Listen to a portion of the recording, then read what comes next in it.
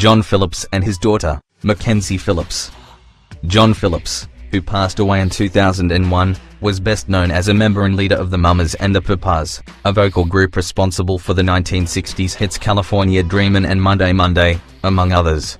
In 2009, John's image as a papa was tarnished when his eldest daughter, Mackenzie, herself a celebrity due to her acting and singing stints, went public with allegations that she and her father had maintained a 10-year sexual relationship. In her memoir called High on Arrival, Mackenzie claimed that their incestuous relationship began when her father raped her while they were both high on drugs on the eve of her first marriage. On Oprah, the then 48-year-old actress of the Disney Channel show So Weird, further revealed that her relations with her father caused her to be pregnant and get an abortion, which her father paid for. Mackenzie's half-sister, Chia Phillips, publicly stated that she believed that what Mackenzie claimed was true. However, another half-sister, Bijou Phillips, and Bijou's mother, Genevieve Waite, believed Mackenzie's portrayal of John Phillips was inconsistent with his character.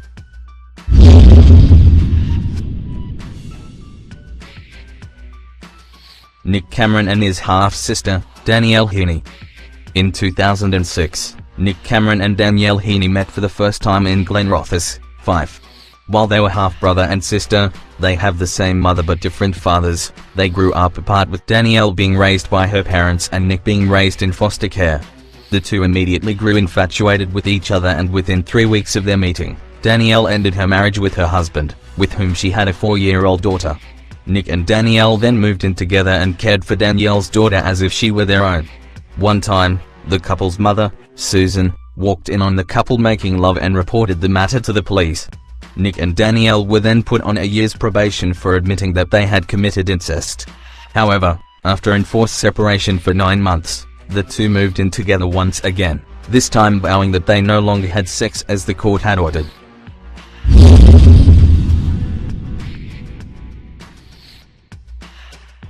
Professor David Epstein and his daughter. In 2012, David Epstein, a then 46-year-old science professor at Columbia University in New York, was charged with 1 count of incest for a consensual sexual relationship with his then 24-year-old daughter. Epstein and his daughter were said to have carried out the relationship between 2006 and 2009. What outraged the public even more about the case was what Epstein's lawyer, Matthew Galuzzo, told abcnews.com in defense of his client. Academically, we are obviously all morally opposed to incest, and rightfully so. At the same time, there is an argument to be made in the Swiss case to let go what goes on privately in bedrooms. It's okay for homosexuals to do whatever they want in their own home. How is this so different? Eventually, Epstein pleaded guilty to a misdemeanor charge of attempted incest, which was a step down from the felony charge of incest he was originally charged with. The prosecution appeared to have arranged the plea bargain after Epstein's daughter refused to testify against her father. Epstein also managed to retain his position as a professor at Columbia.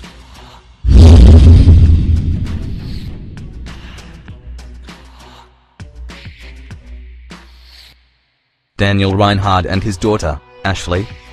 Linda Reinhardt knew that her husband, Daniel, had been raping their daughter, Ashley, in their family camper home since the girl was 5 years old, but the mother never lifted a hand to stop the abuse.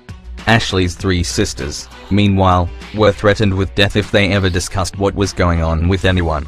However, in 2009, one of the daughters, Haley, escaped from the home and called the Harrisonville, Missouri police. Haley told officers that Ashley had given birth to 4 of her father's children, with 3 of them dying.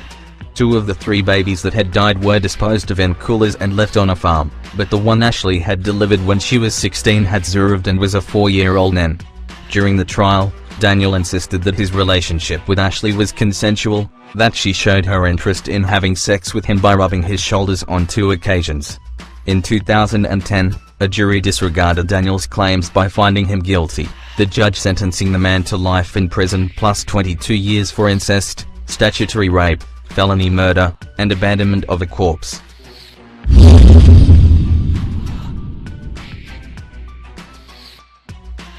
The brothers of Annis Labor.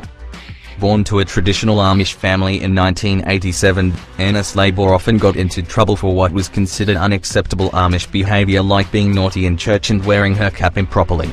It was for this reason that Anna partly blamed herself when her then 19-year-old brother began molesting her when she turned 11.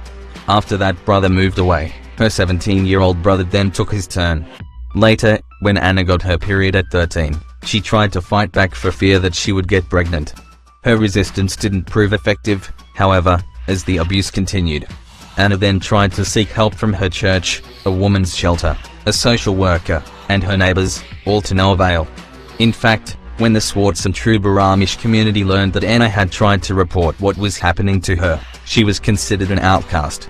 Furthermore, Anna's mother brought her to a dentist and had all of Anna's teeth pulled out so that she wouldn't be talking anymore.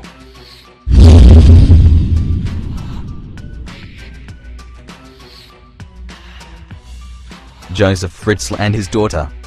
In April of 2008, a 42-year-old Elizabeth Fritzl told the police in Amstetten, Austria that she had been held captive for 24 years by her father, Joseph Fritzl. She further reported that in a hidden corridor of their basement, her father physically and sexually abused her countless times, resulting in the birth of 7 children, one dying 3 days after birth. 4 of the live children were raised by Elizabeth in captivity, while Joseph and wife Rosemary claimed that the 3 others were foundlings. It was when eldest daughter Kirsten fell unconscious and had to be brought to hospital that police finally discovered the crime and charged Joseph with rape, manslaughter by negligence, false imprisonment, and incest. During the trial, it was also revealed that strangely, wife Rosemary had no idea all those years about what her husband, who was sentenced to life imprisonment, was doing.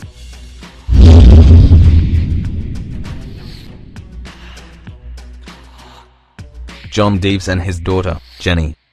John Deves married, had daughter Jenny, split with his wife, then married another woman, Dorothy, in 1984.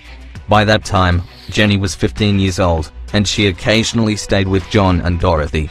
Then, in 2000, John and Jenny took a trip to Dubbo together, and John and Dorothy's marriage proceeded to break down afterwards. Shockingly, John and Jenny, father and daughter, proceeded to develop a romance together.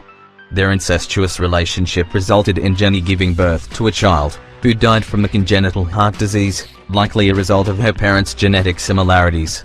However, the two had yet another child together, and at 9 months old, that child, Celeste, appears to be fit and healthy. Later, an Australian judge found the couple guilty of incest but gave the couple a 3-year good behaviour bond and ordered that the two end their sexual relationship. They have since separated.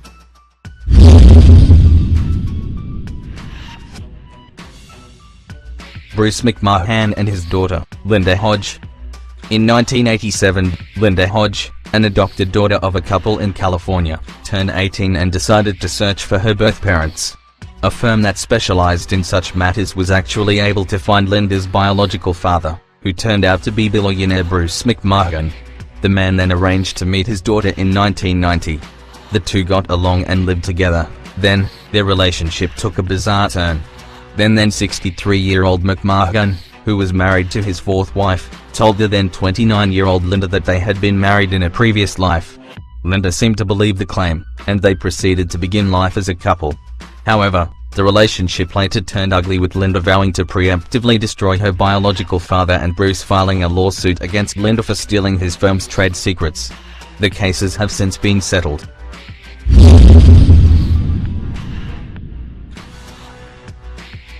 The incestuous Colt family. Just outside an Australian country town in southern New South Wales lies a quiet rural camp. Little did the world know that the Scrubland communal block housed 40 adults and children constituting an incestuous family that had interbred for 4 generations. The first of the incestuous Colts were a brother and a sister, who began a family tradition of interbreeding that largely went unnoticed. However, September of 2014 saw the current family matriarch, Betty Colt, become the first of the clan to be convicted. The charges against her involved Betty's recruitment of her 16-year-old son, Bobby, to kidnap his 15-year-old brother from foster care. Welfare officers had taken 12 Colt children, including 2 of Betty's, after authorities discovered them living in squalid conditions. The children were lacking basic life skills like the ability to communicate properly and brush their teeth. Worse, several of the children had oddly formed facial features, which scientific tests revealed were a result of family interbreeding. The scandal came to light after one of the few cult children who attended school told friends, "My sister is pregnant, and we don't know which of my brothers is the father."